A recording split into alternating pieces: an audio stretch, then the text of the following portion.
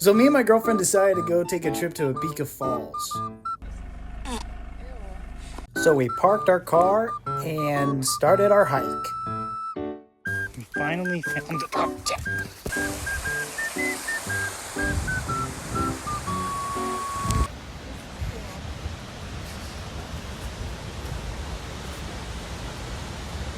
Holy crap.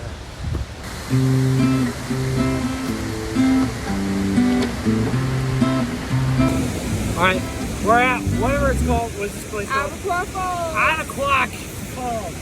Look how beautiful it is. And now we have like a 20-minute walk back.